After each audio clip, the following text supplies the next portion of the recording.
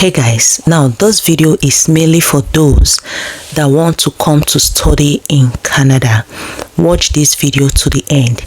Now, one thing I want you guys to know is studying in Canada is not an immigration pathway. Hold on, I'm going to explain why I said it is not an immigration pathway. If you're coming through a particular route, for you to know that that particular route is an immigration pathway is you're guaranteed permanent residence after you've met the criteria of that particular route. Take for example the caregiver program that ended last year. That is an immigration pathway because after you've met the criteria, which involves you working for 6 months, you can apply for permanent residence and then you become a permanent resident in Canada. Same thing with Agri-Food Pilot and the rest of them. But you see, studying in Canada, you are only coming to study like what you wrote in your SOP. You told or you convinced the immigration officer that after studying, you're going back home. Now, it is left for you to strategize to know how you are going to maneuver to get a permanent residence in Canada. So watch out for people that tells you that coming to Canada is the fastest way to immigrate to Canada. You need to ask yourself, have you strategized on how you're going to become a permanent resident after study?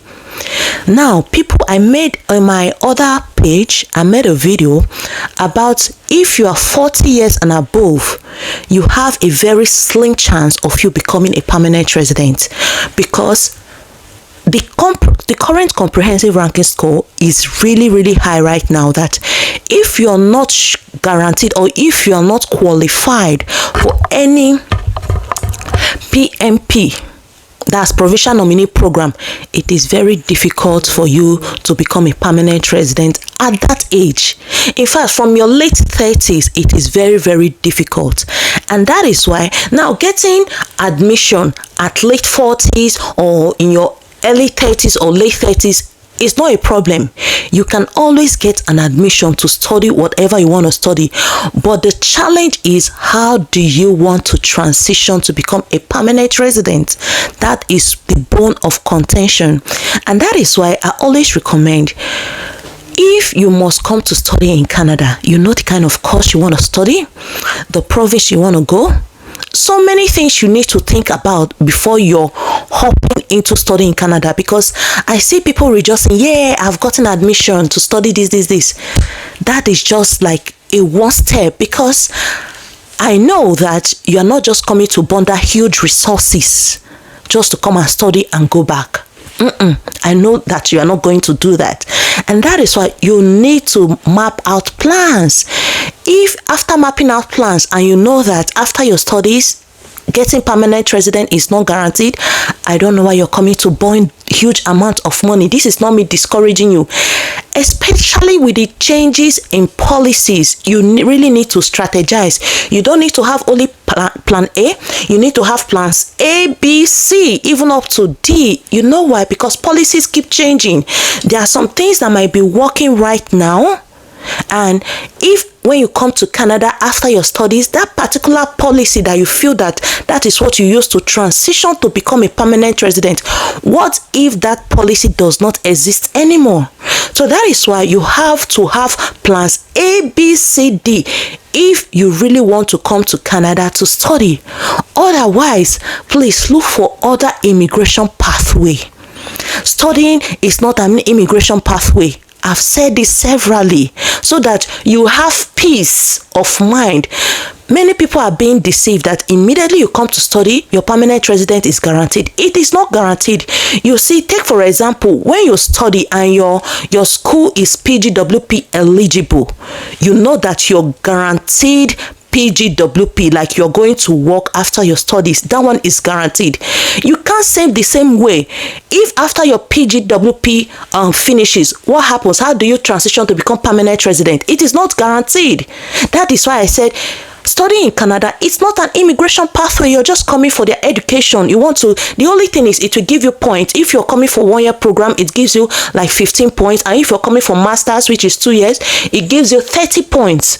But it's left for you to strategize yourself to know how to become a permanent resident.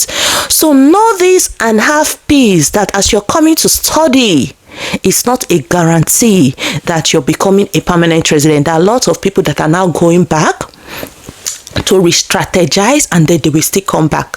Okay, so you that is still outside Canada, re-strategize. If the course you're coming to study is not in high demand, you're not seeing any future of you being a permanent resident with that course you're coming to study, please abort mission. And if your course you're coming to study too is currently in high demand, just have it at the back of your mind that policies might change. And that is why I always recommend have several plans. If possible, I'm an advocate of coming as a permanent resident if you can. With you coming in as a permanent resident, like you're 70% sure that the workload is over for you. Unlike when you come in as a student, you have lots of things to think about on how you can transition yourself to become a permanent resident. Please know this and have peace. People ask, what about CEC? Hello, that means Canadian Experience Class. Have you asked yourself if after studying, you've not gotten an experience working in Canada, you're not qualified for CEC. CEC means people that are working in Canada. So CEC is not like a pathway for students. No, there are people that came in as workers. So them, they are also classified as CEC. So you being a student, when you graduate and you want to enter the pool, you will not be under CEC because you've not gotten any experience working. So you mustn't come to study in Canada for you to be classified under the CEC. CEC is meant for those people that are working. So you come under CEC after studying, and you get your PGWP, and then you start working. That your work experience is what classifies you to come under CEC, not because you came in to study in Canada. Know this. Now, the only student stream that is guaranteed permanent residence after studying in Canada is the Francophone Minority Community Student Pilot. If you scroll down, it says you may be eligible for the Francophone Minority Community Student Pilot depending on your citizenship. If you are a French speaker, where you choose to go to school, that is the province. If you're interested in remaining in Canada as a permanent resident after you complete your studies. As a participant in the pilot, you will have access to settlement services during your studies, and you may be eligible for permanent residence soon after completing your studies. Now, if you scroll down, you will see a place where they wrote path to permanent residence.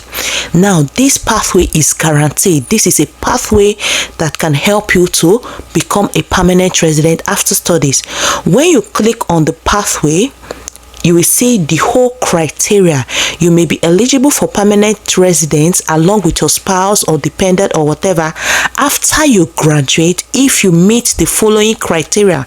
You are a resident of Canada but not in Quebec. You have a valid temporary resident status when you apply, and you have received an eligible degree or diploma while participating in the FMCSP. You see, so with this, you can say that this one is a pathway, an immigration pathway, because you're somehow guaranteed permanent resident. You can't say the same thing and note that it's not all countries that are eligible. People from Nigeria, I don't think you're eligible for that because we are not French-speaking country. So you need to know that if you are coming through the other study, the general study, that is not an immigration pathway. Permanent resident is not guaranteed. Please know the difference. I wish you guys all the best.